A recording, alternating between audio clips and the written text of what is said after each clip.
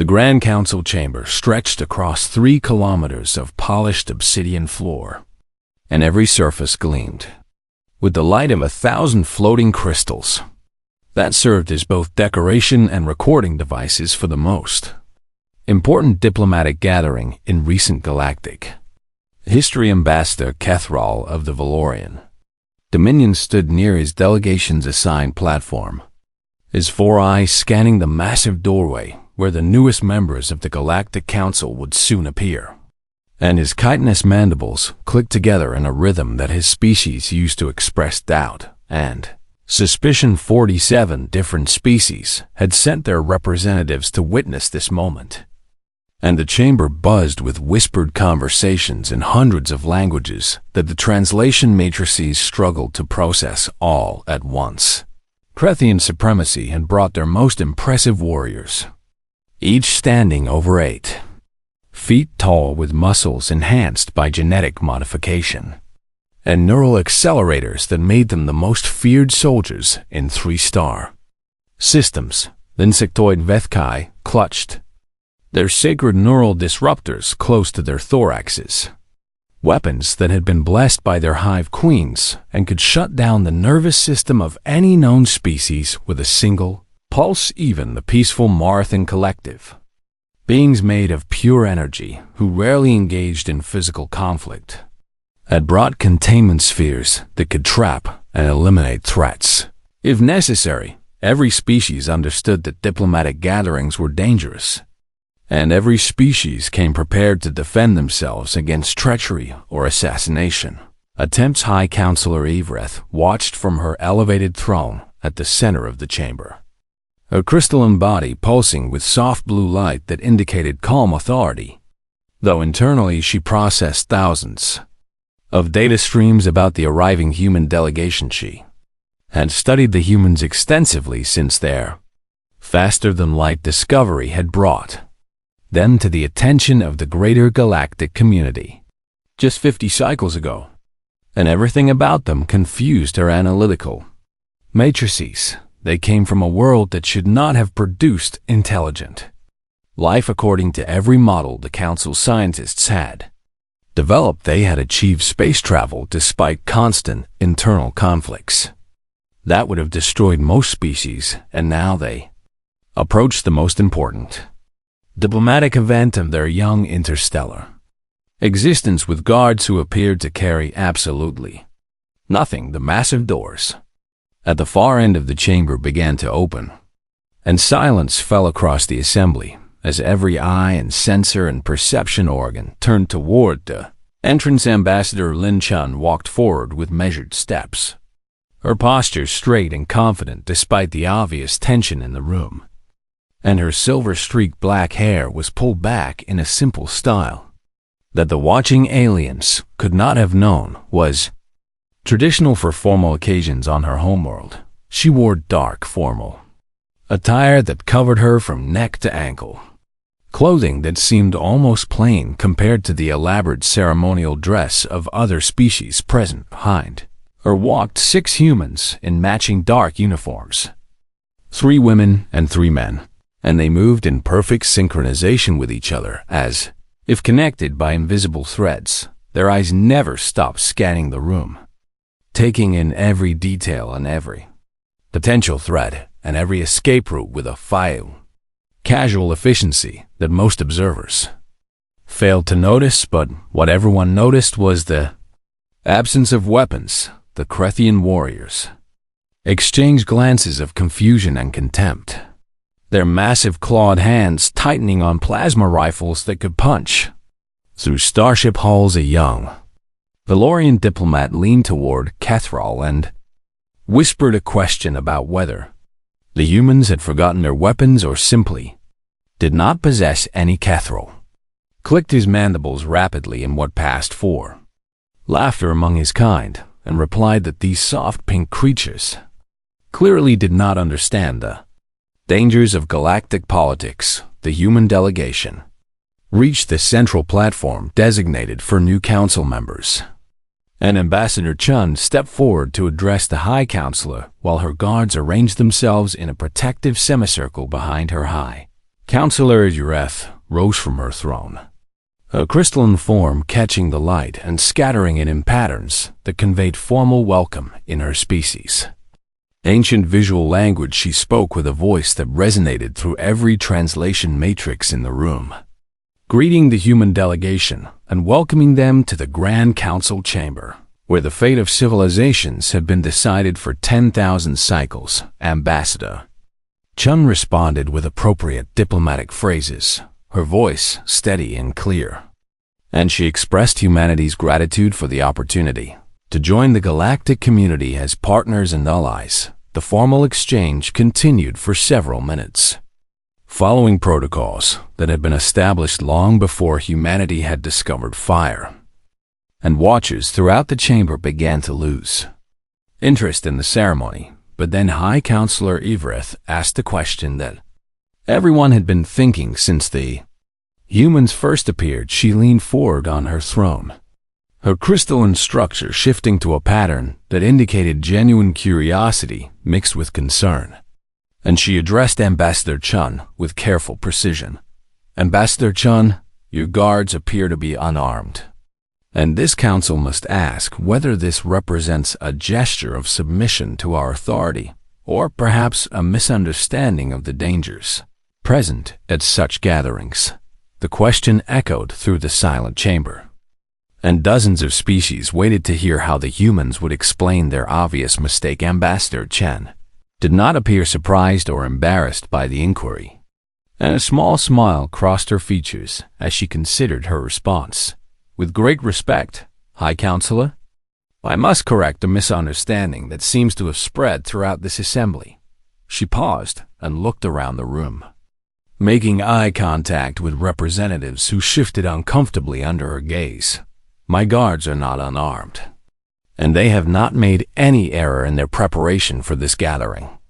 Confusion rippled through the watching delegations as translators worked to ensure they had understood her words correctly. The lead human guard, a quiet man with dark skin and calm eyes, whose file identified him as Sergeant Marcus Webb, stood perfectly still with his hands clasped behind his back. Nothing about him suggested he carried any concealed weapons, and the Council security scanners had confirmed that none of the humans possessed anything that registered as dangerous.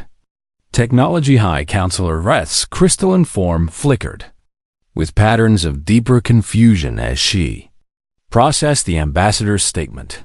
Perhaps the translation has failed us, Ambassador Chun, but you seem to be claiming that your guards carry weapons, despite all evidence to the contrary. Ambassador Chun's smile widened slightly, though something in her eyes grew more serious. No, High Counselor, the translation is quite accurate, but I said my guards are not unarmed, and I did not say they were carrying weapons. The distinction hung in the air like a puzzle that the assembled species struggled to solve. My guards do not need to carry weapons because, in a manner of speaking, they already are weapons. Whispers erupted throughout the chamber as delegations tried to understand what the human ambassador could possibly mean by such a strange statement. The Krethian warriors snorted with contempt at what they perceived as empty boasting from a primitive species. The Vethkai clicked their mandibles in patterns suggesting they believed the humans were attempting some form of psychological manipulation. But a few of the oldest delegates, representatives of species who had witnessed the rise and fall of empires across millennia, felt something cold settle into their bodies. They had heard similar claims before, from species that no longer existed because they had been too dangerous to allow survival. They watched the human guards with new attention, noting the subtle tension in their bodies and the constant awareness in their eyes, and the way they seemed ready for violence at any moment. Despite their relaxed postures, High Counselor Evereth studied the human ambassador for a long moment, her analytical processes working to determine whether this was bluff or truth. This council will require clarification of your meaning, Ambassador Chun. For the safety protocols of this gathering depend on accurate assessment of all potential threats.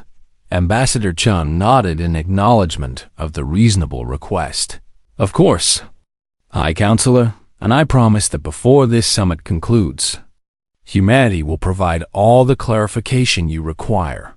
She glanced back at her guards, and something passed between them that the watching aliens could not interpret, though I suspect the clarification may prove more disturbing than you anticipate.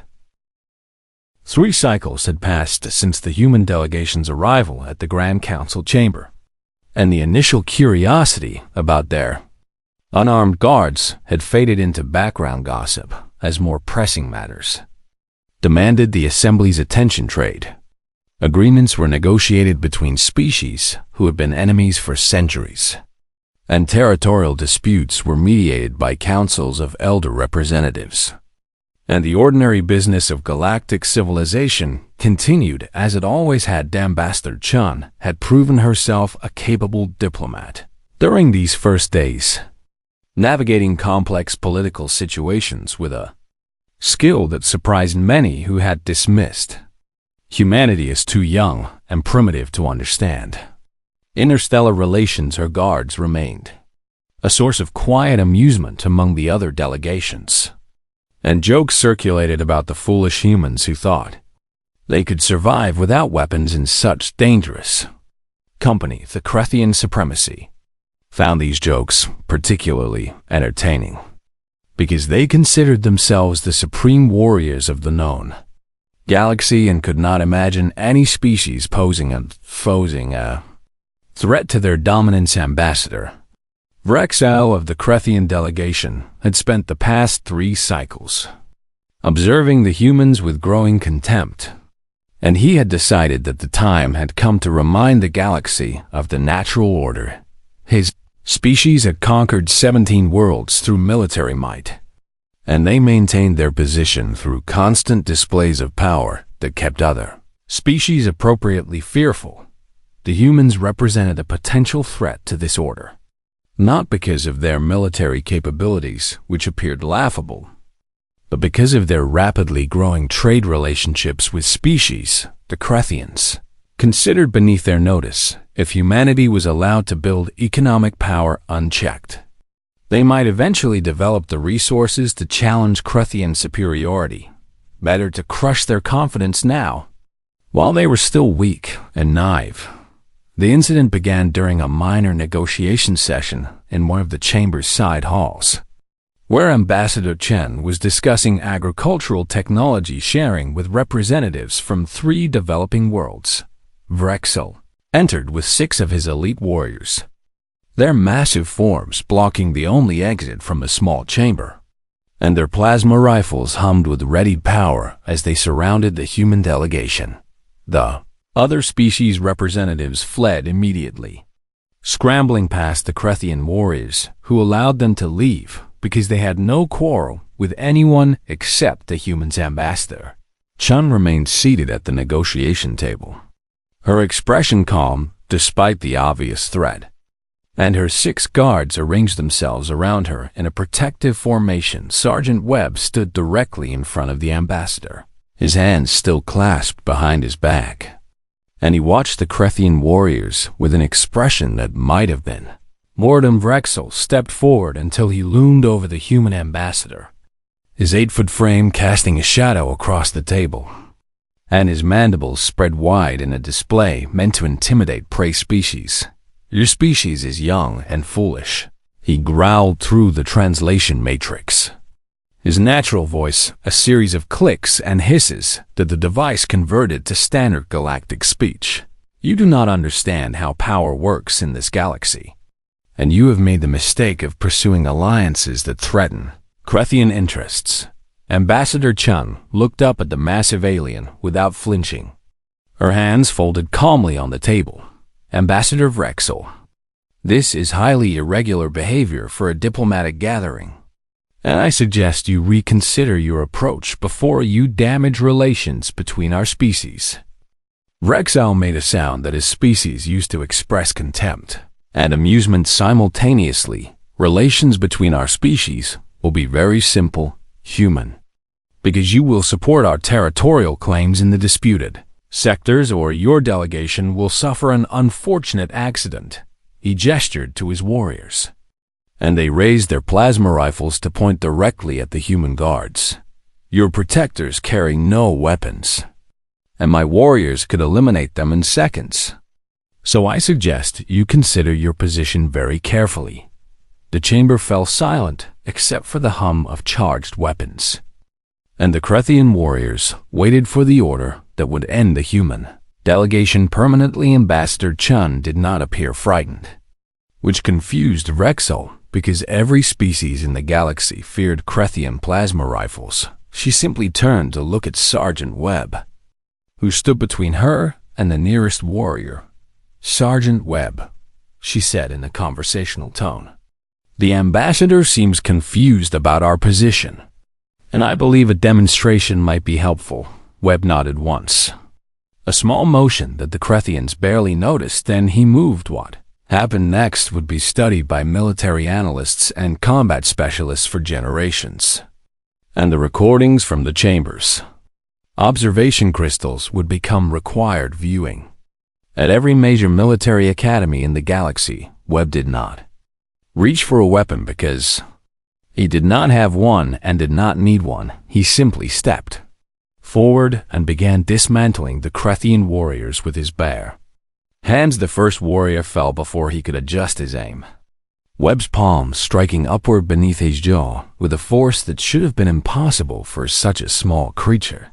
The base impact transferred through the warrior's skull and disrupted his neural accelerator, shutting down his enhanced nervous system. In an instant, Webb pivoted without pausing, his elbow driving into the second warrior's throat with surgical precision, crushing the breathing apparatus that his species required in oxygen-rich environments. Two warriors collapsed in the time it took the others to understand that something was happening.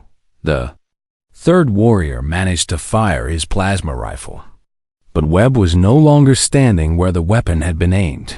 He had moved with speed that the Crethian's enhanced reflexes could not track, sliding beneath the plasma bolt and rising inside the warrior's guard. His fingers found pressure points that human biologists had spent decades mapping on dozens of alien species, and the warrior's muscles locked in involuntary spasm as his nervous system received contradictory signals. The fourth warrior swung his rifle like a club, attempting to strike the human with the weapon's reinforced barrel. Webb caught the rifle with one hand, an action that should have shattered every bone in his arm given the force behind the swing. But the human seemed unaffected. He twisted the weapon away from its owner and used the momentum to throw the warrior into the fifth attacker, sending both crashing to the floor in a tangle of limbs. The sixth warrior had finally processed what was happening and tried to back away toward the door, his training screaming that he faced something far beyond any threat. He had been prepared to fight. Webb closed the distance between them in 2 steps that covered more ground than should have been possible. His hand caught the warrior's weapon arm and twisted in a way that produced a wet snapping sound, and his other hand struck the warrior's temple with enough force to instantly disrupt consciousness. 6 Crethian elite warriors lay unconscious on the floor of the chamber, their weapons scattered around them like discarded toys. The entire engagement had lasted less than 3 seconds. Webb returned to his position in front of Ambassador Chun, his hands clasped behind his back exactly as they had been before, and his breathing remained slow and steady as if he had done nothing more strenuous than walking. Across a room, Ambassador Chun looked at Rexel, who stood frozen in shock and growing terror. "As I mentioned before, Ambassador, my guards do not carry weapons because they do not need them." She rose from her seat and brushed imaginary dust from her formal attire. "Now, I believe you mentioned something about our position, and I hope we have clarified it sufficiently." Rexel tried to speak, but his vocal apparatus produced only strangled clicking sounds as his mind struggled to process what he had just witnessed. His warriors were the finest soldiers the Crethian supremacy had ever produced, enhanced with technology that made them faster and stronger and more resilient than any natural being a single unarmed human had. Defeated all 6 of them without apparent effort. I suggest you collect your warriors and return to your delegation's quarters, Ambassador Chen continued, her voice still perfectly calm and polite. And perhaps you should reconsider your approach to diplomatic relations with humanity, because I assure you that Sergeant Webb is not exceptional among our kind. She paused and offered a small smile that did not reach her eyes. He is simply well trained. The other human guards had not moved during the entire encounter, and they watched Vrexel with expressions that suddenly seemed far more dangerous than any weapon could have conveyed. Vrexel gathered his unconscious warriors and fled the chamber, his mind already racing with the implications of what he had witnessed. The galaxy had welcomed humanity as young and harmless newcomers to the interstellar community. They had been terribly, fundamentally wrong. News of the incident spread through the Grand Council chamber faster than light signals could travel between star systems. And within hours, every delegation knew that a single human had defeated 6 Krethian elite warriors without using any weapon. The recordings from the observation crystals were copied and shared and analyzed by military experts from every species present, and none of them could explain what they had witnessed. Rethian warriors were enhanced with neural accelerators that allowed them to process information and react 3 times faster than unaugmented beings of their species.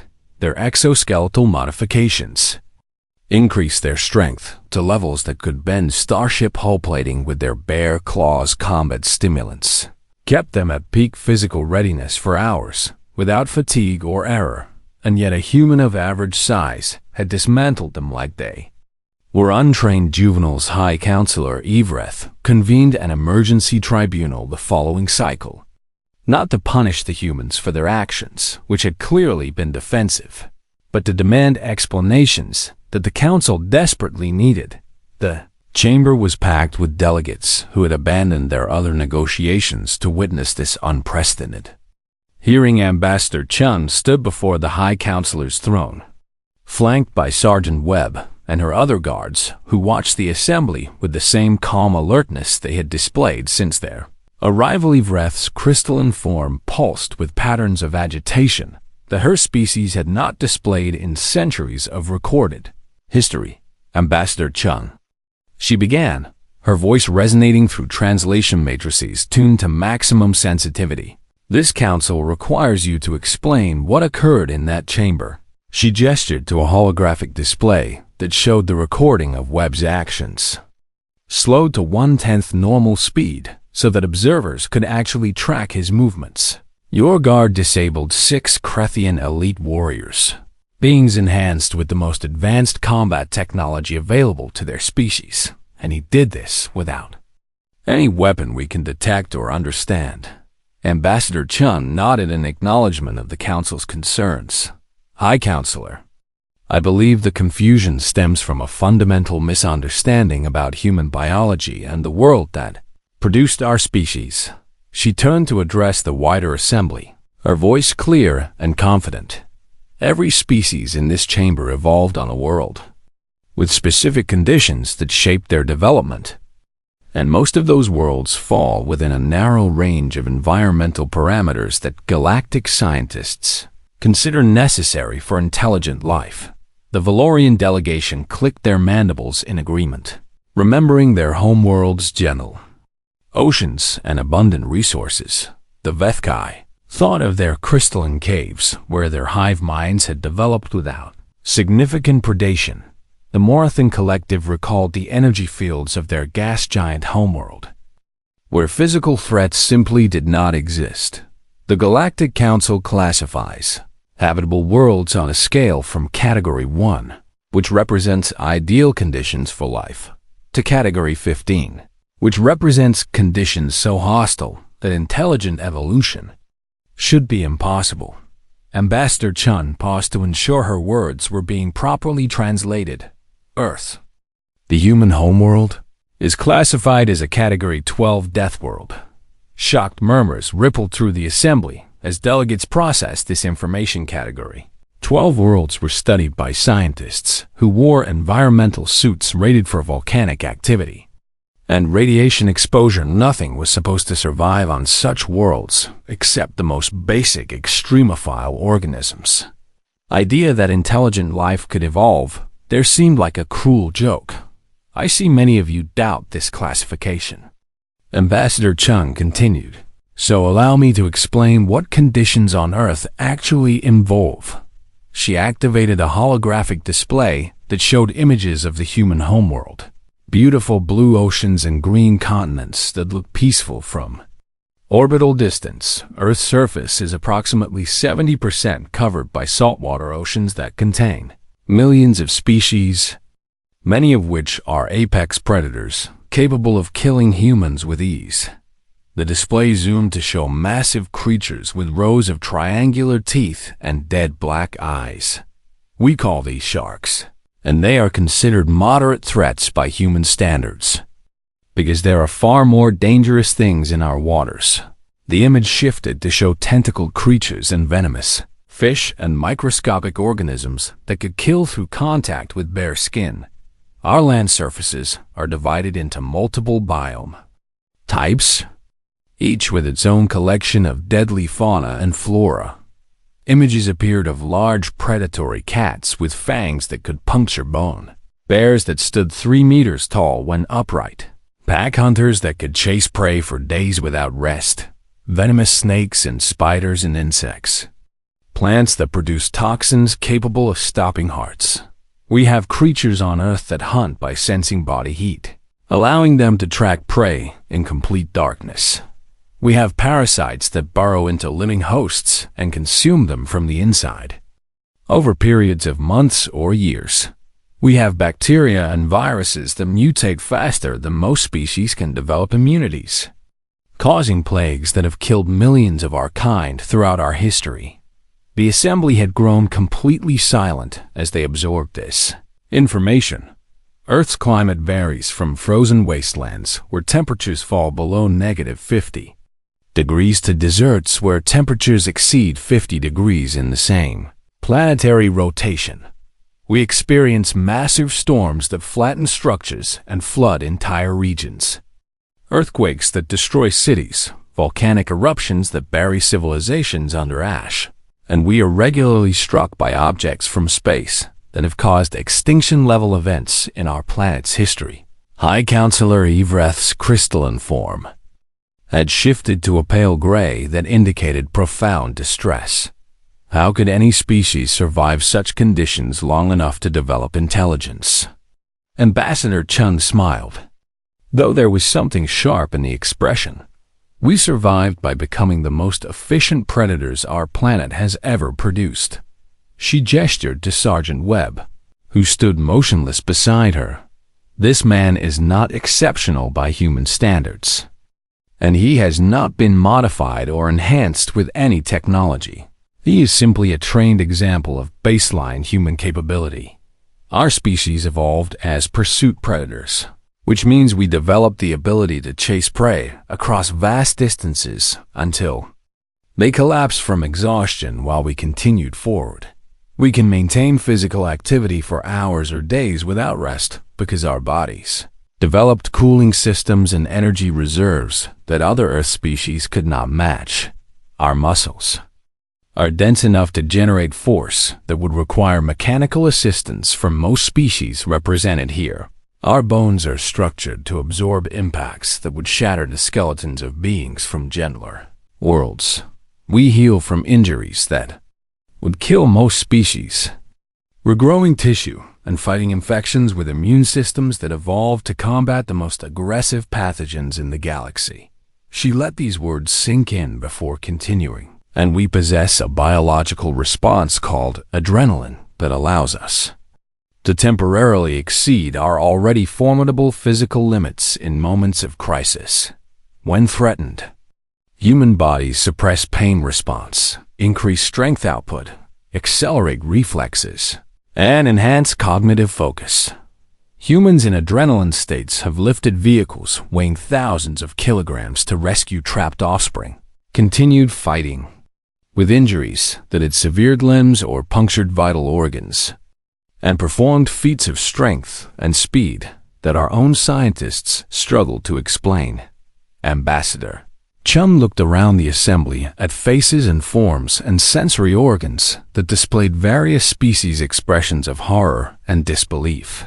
You have welcomed humanity to the galactic community as primitive newcomers who needed your protection and guidance. You allowed us to attend this summit with unarmed guards because you assumed we were no threat to anyone. But the truth is that we did not bring weapons because we did not need them. Every human in this chamber is a weapon, shaped by millions of years of evolution on a world that tried to kill us every single day of our existence. We are not the young and harmless species you believed us to be. We are the survivors of a planetary war that has lasted since the first life emerged from our oceans. And we are very good at surviving. The silence that followed seemed to stretch across eternity as 47 species reconsidered everything they thought they knew about humanity. High Counselor Ivreth finally spoke, her voice barely above a whisper. What have we invited into our community?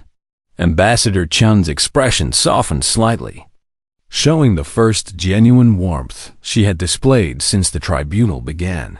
You have invited a species that wants to be your friends and allies, High Counselor. But it would be wise to remember that we are also capable of being your worst nightmare.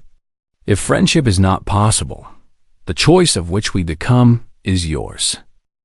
The Galactic Council could not simply accept Ambassador Chun's claims about human biology without verification, and the demand for proof came from dozens of delegations, whose leaders refused to believe that any species could be as dangerous as the humans. Described. High Counselor Everett announced that a formal demonstration would be held in the Council's testing facilities, where human capabilities could be measured and recorded under controlled conditions.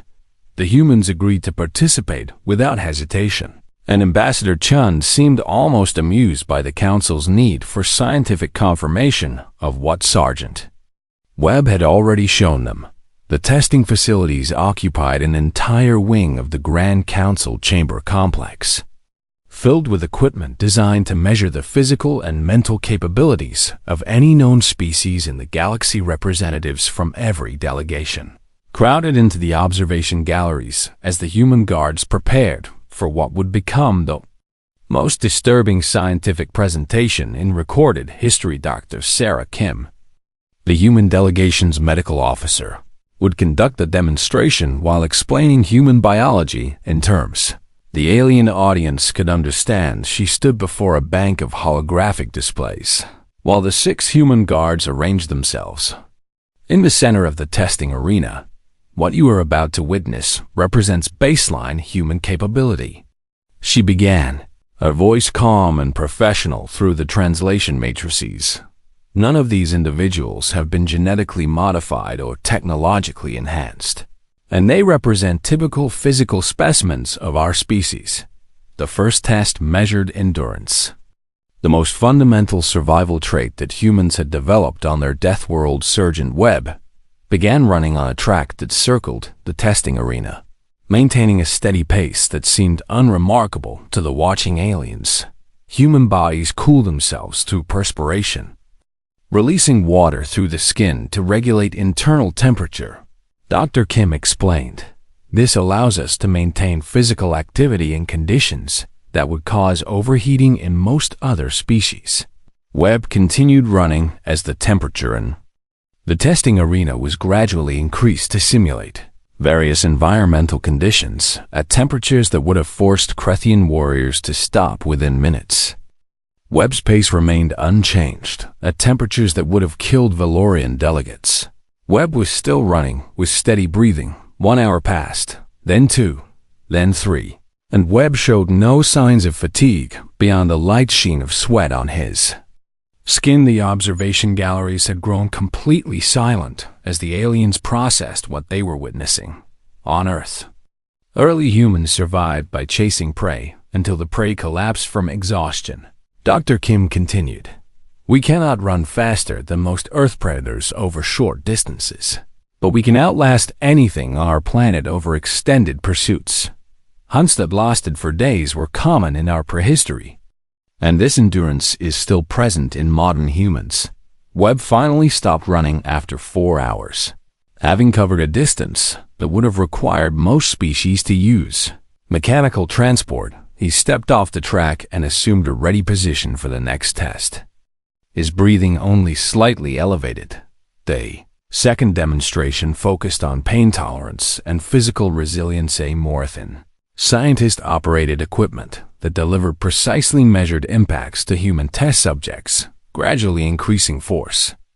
While monitoring biological responses, guard Jennifer Santos stood in the testing position as impacts struck her torso and limbs with force that would have shattered Vethkai exoskeleton. Did not flinch or show signs of distress as the force levels climbed higher. Human nervous systems can suppress pain response when survival requires continued function. Dr. Kim explained, "Our ancestors who could ignore injuries long enough to escape predators or complete hunts were the ones who survived to reproduce. Modern humans retain this capability, and trained individuals like these guards can consciously access it." The impacts reached levels that the testing equipment classified as potentially lethal for most species. And Santos finally held up her hand to signal that she had reached her limit. Medical scans showed severe bruising across her body, injuries that would require days to heal. But she walked away from the testing position under her own power. The observation galleries buzzed with horrified whispers as delegates realized that humans could continue fighting through damage that would incapacitate their own warriors. The third demonstration addressed the adrenaline response that Ambassador Chun had mentioned. Guard Marcus Webb returned to the testing arena, where a scenario had been constructed to trigger human stress responses. A holographic simulation created the appearance of a threat approaching Ambassador Chun, and the monitoring equipment recorded Webb's biological changes in real time. His heart rate increased by 40% within seconds. His muscle electrical activity spiked to levels that exceeded his baseline by significant margins. His pupil dilation and brain activity patterns shifted to configurations that the alien scientists had never seen in any species. When humans perceive threats to ourselves or those we care about, our bodies release chemicals that temporarily enhance our capabilities. Dr. Kim explained, strength increases, reflexes accelerate, and pain response is suppressed to levels that allow continued function despite serious injury. She pointed to the readings on the display. In this heightened state, humans have documented lifting weights that should be physically impossible for our muscle structure.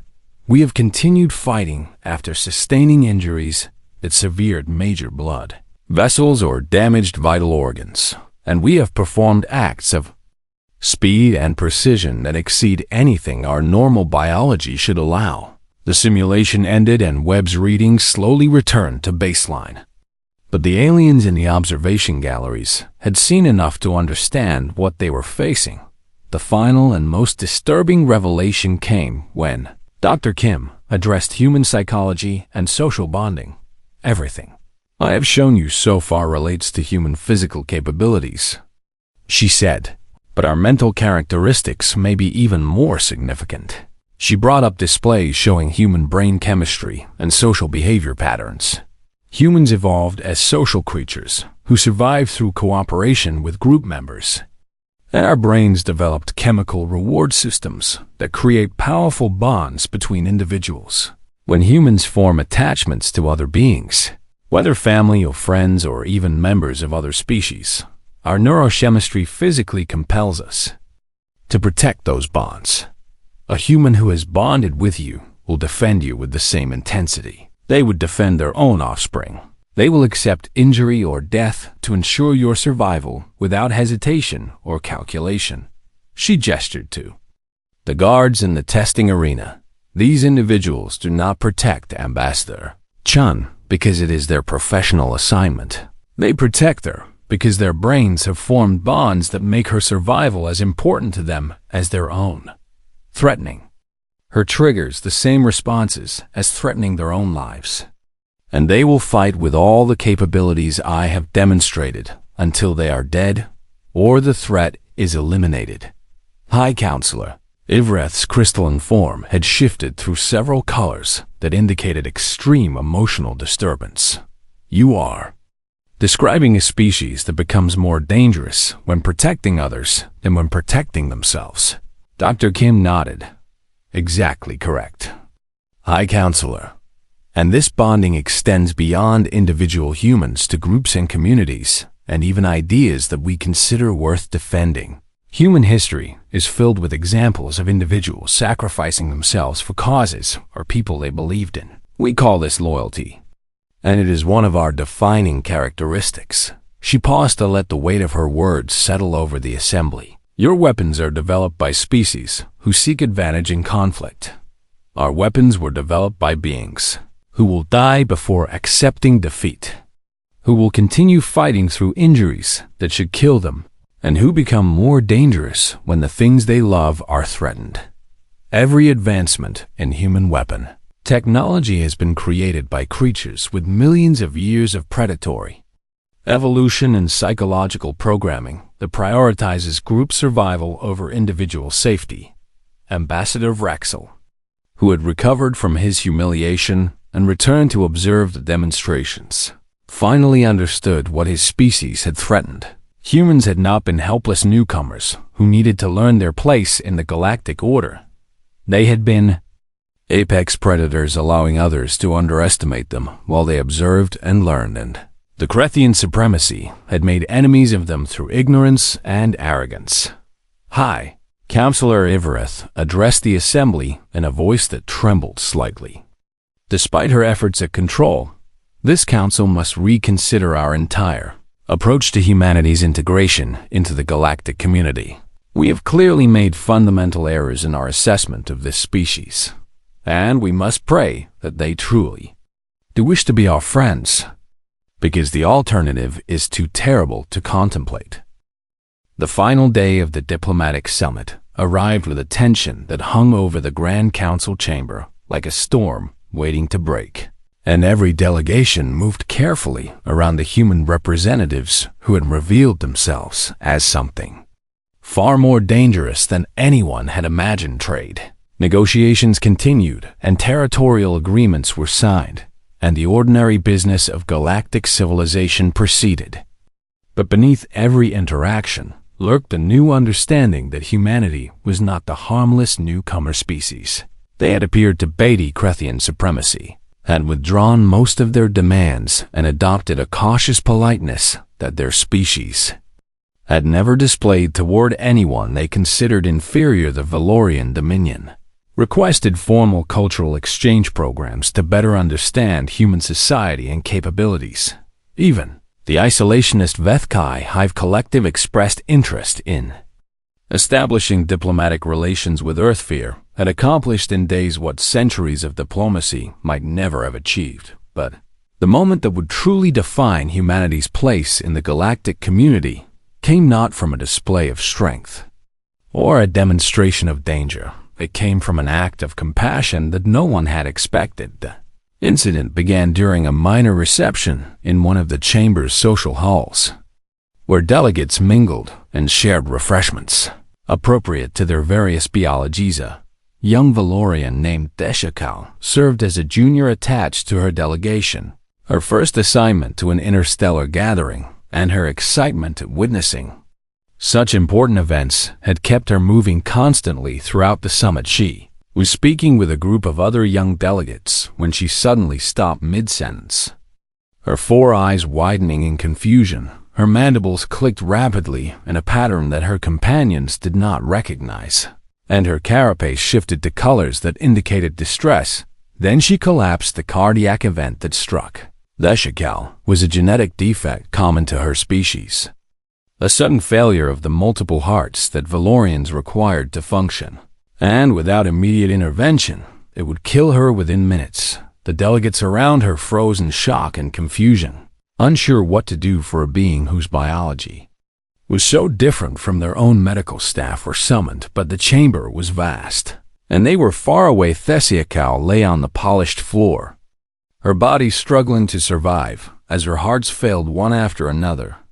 The human guards did not hesitate. Sergeant Webb reached her first, dropping to his knees beside her convulsing form, and his hands immediately began assessing her condition with a precision that seemed impossible for someone unfamiliar with Valorian anatomy. Guard Jennifer Santos arrived seconds later with a medical kit that the humans carried despite their lack of weapons, and she began extracting equipment while Webb issued rapid instructions. Her primary and secondary hearts have stopped, Webb announced, his voice calm despite the crisis. I need to locate the tertiary and quaternary positions and maintain circulation.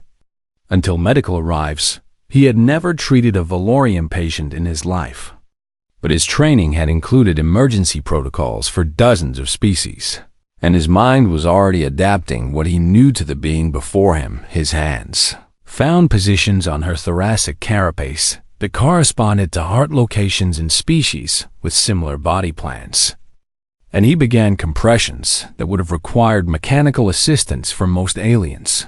The force needed to compress a Valorian carapace would have broken human bones, but Webb's dense musculature and adrenaline-enhanced strength allowed him to maintain the rhythm. Santos monitored vital signs using equipment calibrated for multiple species, while guard David Chen took over compressions. When Webb's arms began to fatigue, they worked in perfect coordination, switching positions without breaking the rhythm that kept blood flowing to Thesiacal's brain. Other human guards formed a perimeter around the scene, not to threaten anyone, but to keep the gathering crowd from interfering with the rescue efforts. Ambassador Chun spoke with the approaching Valorian delegates, explaining what her people were doing and why, her voice steady and reassuring despite the tension. Minutes passed that felt like hours. The humans refused to stop even as their muscles burned and their hands bled from the effort of compressing alien carapace. They had bonded with no one at this summit except each other and their ambassador. But something in human nature would not allow them to watch a young being die without fighting to save her. When the medical team finally arrived with species-appropriate equipment, they found that the human intervention had kept the Thesiacal alive long enough for proper treatment. Her tertiary heart had restarted during the compressions, and the medical team was able to stabilize her remaining cardiac functions. She would survive.